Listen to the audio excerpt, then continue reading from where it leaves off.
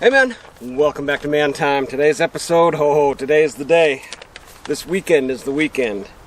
We're out here on the house pad above the hayfield. I've got my concrete forms all set up, footers all dug, plumbing all laid out, and I'm going to talk about what it takes to get here, what's the right steps, maybe go into the cost of it a little bit. Man, I got a lot of work to do. Let's jump into it. Welcome to Man Time.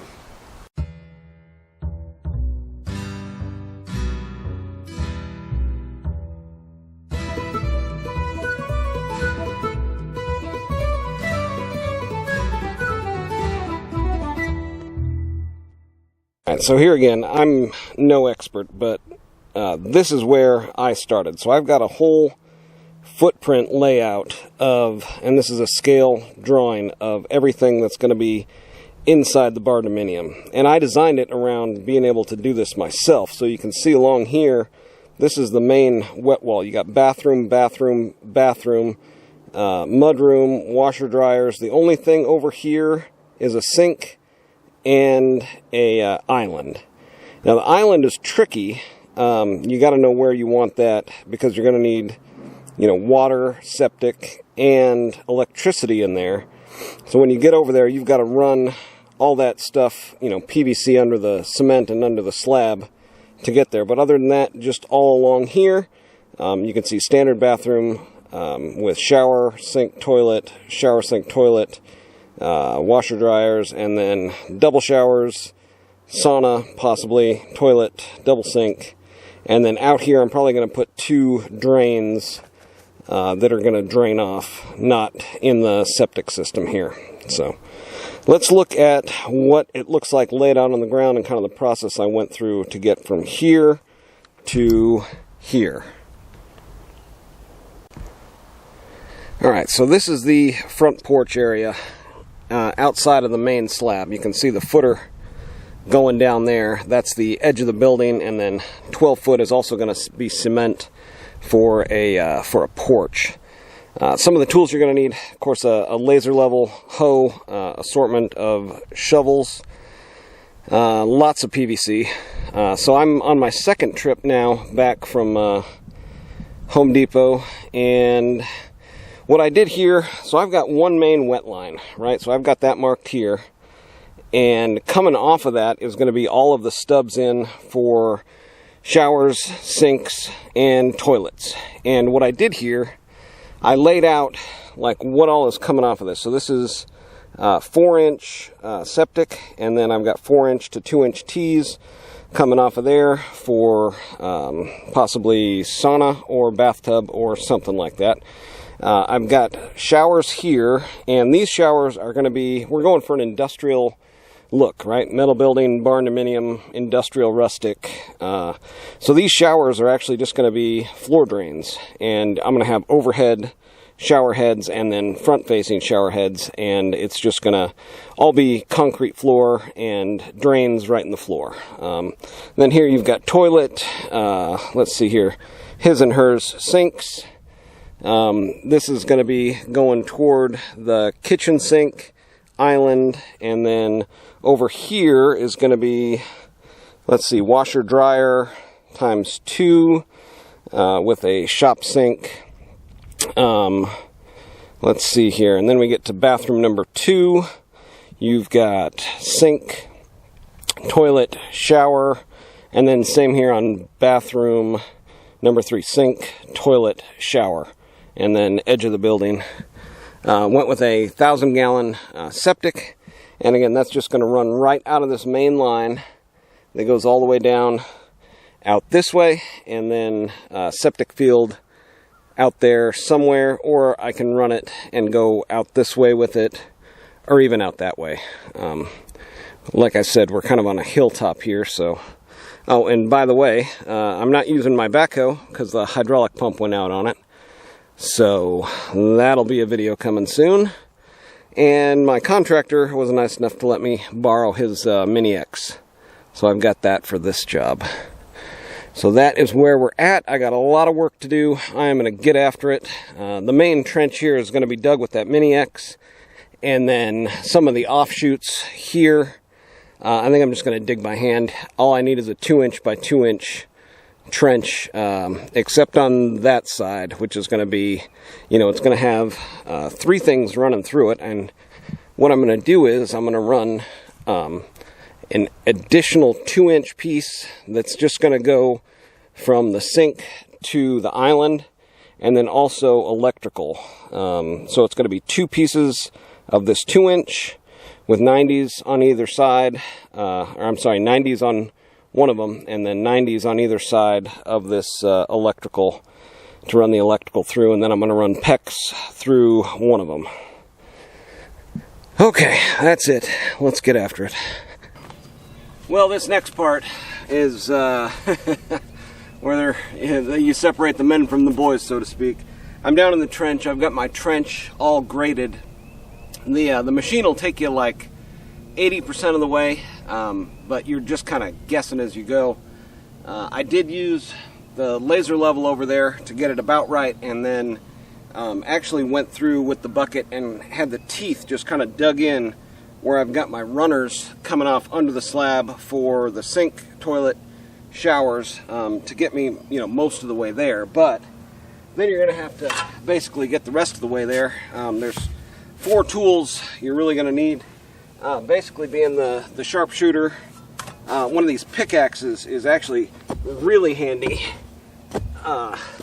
especially if your soil is a little bit tough. And then you've got a couple different assortments of shovels. It's really nice if you're in a trench or somewhere tight to get one of these little stubbies.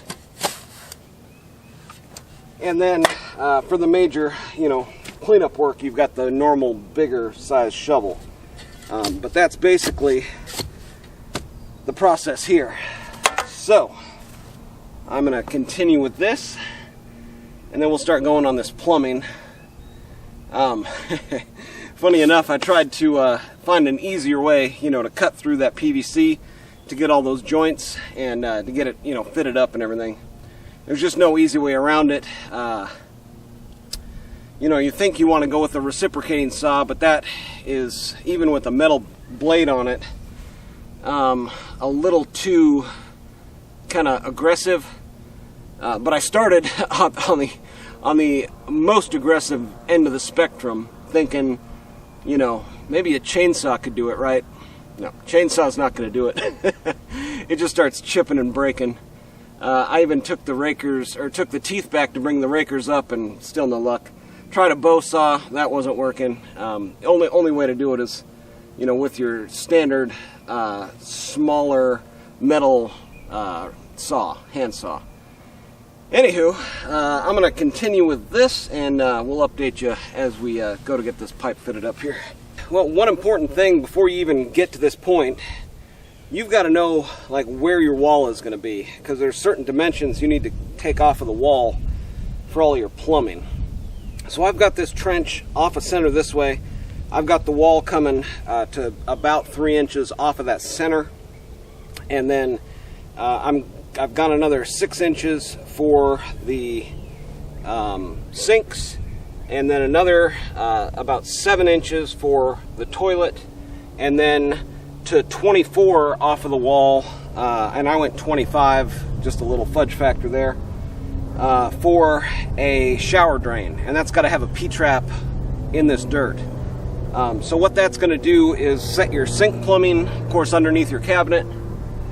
Your toilet has to be 12 inches off of the wall, or whatever it is in your area. And then if you want to put one of those kind of drop-in-place shower cabinets with a center drain, it's about 24 inches from the wall. So I've set up string across each one of those lines, used some paint to mark where it's gonna be, and then came off of that with my paint also, using this line as where it needs to go, and then the paint and the flags to just tell me this is going to be a sink, that's going to be a toilet, and that's going to be a shower, and then digging back so I've got a straight shot from the line down. Not quite there yet on this one, and not quite there yet on the shower.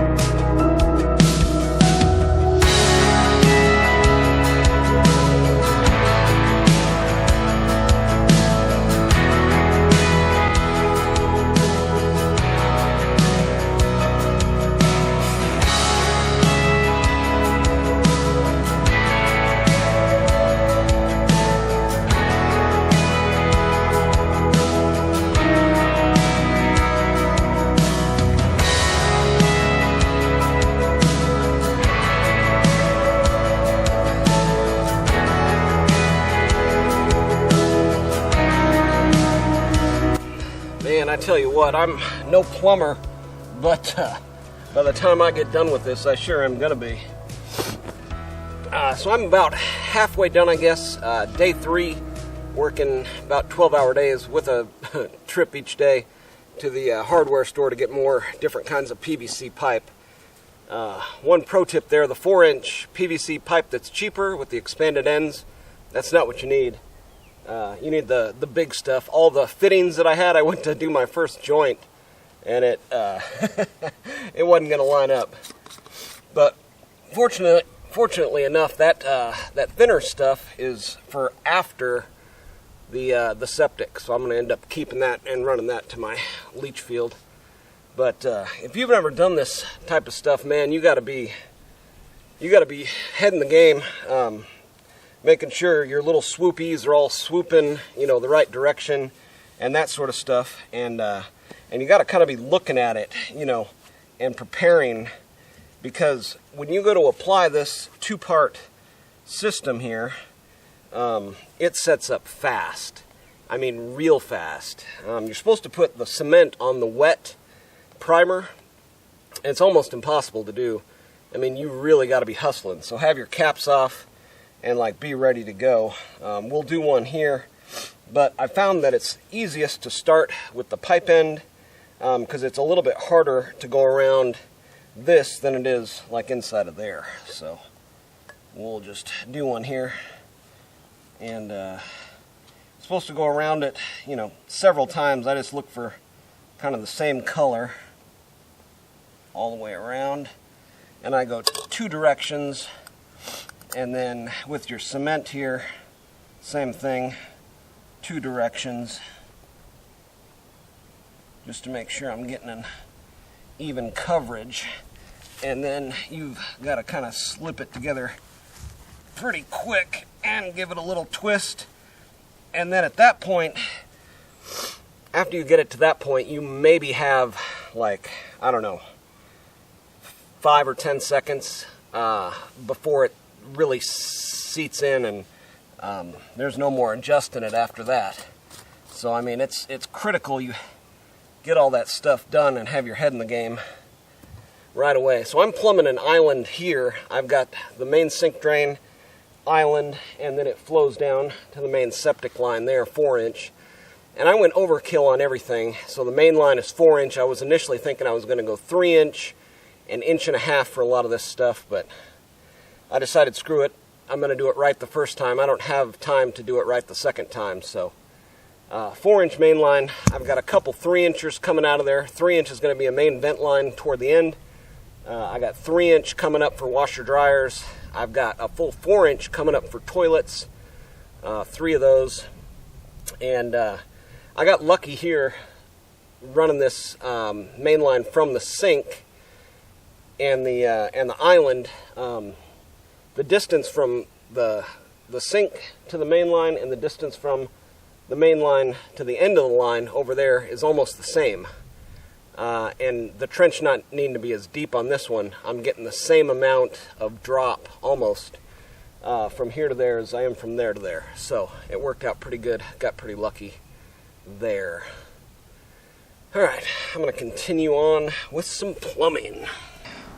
Well, I'm about to plumb in this sink here, and the easiest way I've found to do it, and this is hopefully going to be beneficial from somebody who is learning it, is to start where the plumbing is going to come up through the foundation first, and then lay in, where it's going to connect up to the main line.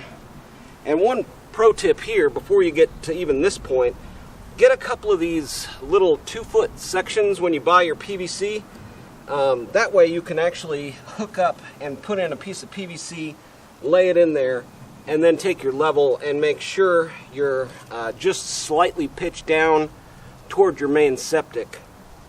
And again, I designed all this to be simple like this, right? One kind of main wet line going through the whole place here.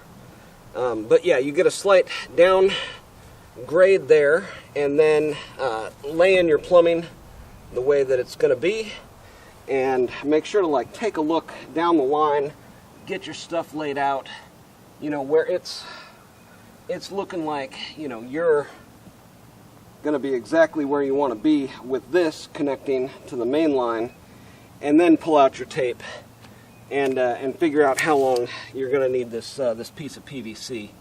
And there's two ways you can do it. You can measure from the inside to the inside, which is impossible, right? Or you can measure from the outside to the outside, and right at the edge of the lip, you know, is where that PVC is going to sit. And if you're off by, you know, a 1/16 of an inch or an 1/8 of an inch, it's not going to matter too much. It's pretty flexible in here. So, let's see what we got here. We're exactly 21 inches. Right, so then you want to take your piece of 2-inch, measure out 21 inches from the end, and man, keep your lids on your stuff. I'm lucky I bought 2 of these, because as I was picking something up, it tipped over, and now it's almost all the way gone. I was thinking too, I was like, man, I'm never going to run out of this primer stuff, but I got an extra can there because it's coming pretty quick. One of the best tools to have, even though it doesn't cut an exact straight line, makes this so much easier, is this PVC, actually designed to cut, you know, PVC deal. And you gotta kind of have strong wrists, but yeah, by the end of this process, I'm gonna know how to plumb, and I will have another man skill under my belt. Now, one other thing, when they say before you apply this stuff, you want to have a chamfered edge, and to use something like a you know, rotary tool, 4-inch angle grinder with sawdust on it. Now, I can't imagine professionals in the field doing that, taking that much time to chamfer, but it's really no big issue to pull out a pocket knife and go to chamfering these edges a little bit. Just make sure you get all your fuzzies off. Nice chamfered edge. And now, again, what I'm going to do is, starting from the furthest away from the main line, connect this piece of hose into here. And again, you got to be quick, and you got to be really quick on the 4-inch stuff. It starts setting up and drying, I mean, just super fast. And then of course have a rag, you know, to wipe all the dirt off of it. Okay, let's keep going.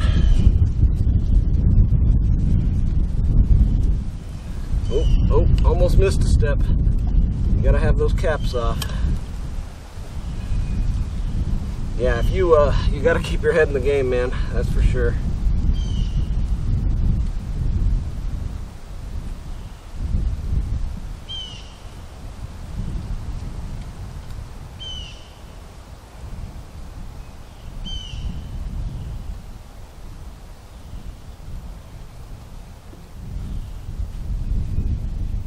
Give it a little twist, and that's that. One other thing I like to do is put a little arrow, you know, up, letting me know that that way is up. Now the next part is pretty tricky when you're connecting it up to the main line, because this has got to come, you know, straight up out of the ground. So I'm going to have this set in place, and then kind of cock it up out of the dirt here. I actually put this little level underneath of it back here, so I can get it primed, cemented. And then I take this, shove it on there, give it a little twist, but then set it down into place and align this straight up and down. Again, within like 10 seconds max. And then from there, I measure from here to the rest of the main line, cut that piece of 4-inch with just a hacksaw, and then, again, prop up the end after I connect it down there, come up here, and you got to let it set up. You got to let this stuff set up. You can't just go from one joint to another to another. So it's kind of a waiting game at the same time as you're in between stuff here. I can't really go any further until this gets good and set up. Because again, you don't want to be making this move here and then have this lose its chemical weld as you're getting the rest of it lined up. So, man, yeah, the problem is when you're in kind of one of these time crunch situations like I am, you've got to wait and give this time to set up, or you start moving it around and you're not going to be happy with the results. You know what I'm saying? So you've got to give it time. And then once you get everything, you know, lined up where it needs to go, then you can start taking your measurements. But you, again, have to wait until it cures.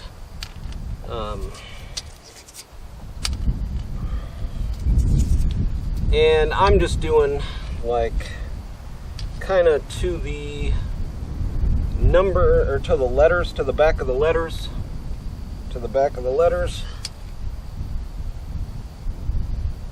23 3/4. Yeah, 23 3/4. 23 3/4.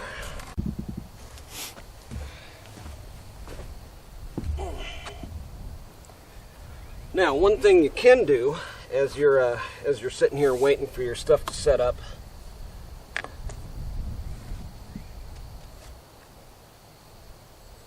is to let's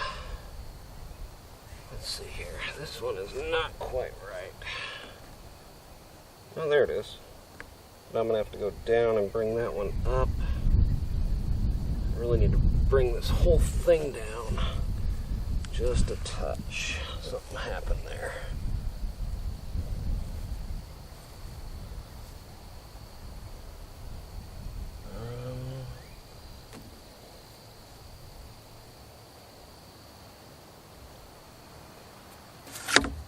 Yeah, so this is the, this is the critical stuff, right?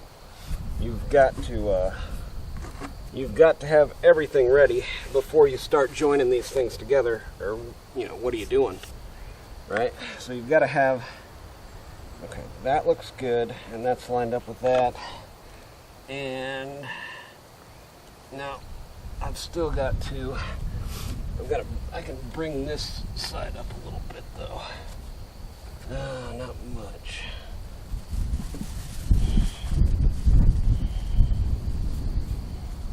Okay. So then,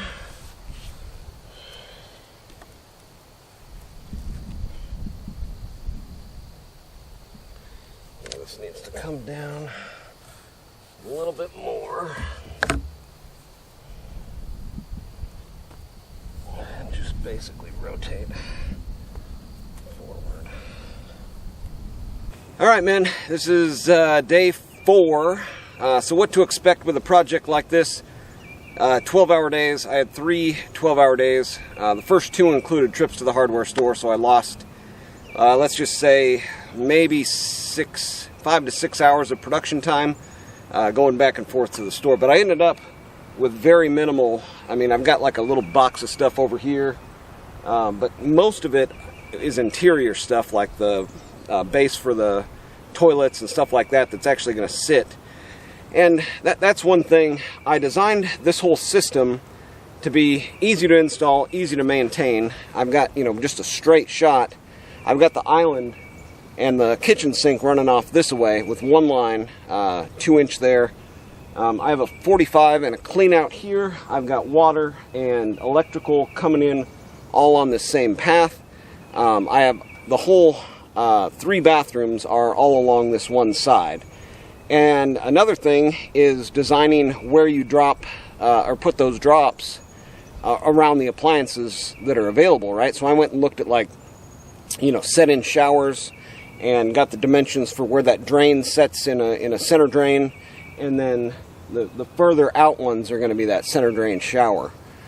So that's just something to keep in mind, because with a slab, you're going to have all those P-traps underneath the slab. So you need to know where that's coming up. You can't do anything to it once it exits what's going to be the concrete. So Oh, all right, inspector bought off on it. It looks pretty good. It is all set up, and the last joint there, yeah, everything's cured. It's ready for backfill. I got a little scared. This very last clean out joint was right up under one of the forms there for the concrete, but it all worked out. That's man time. Get out there, have you some man time too.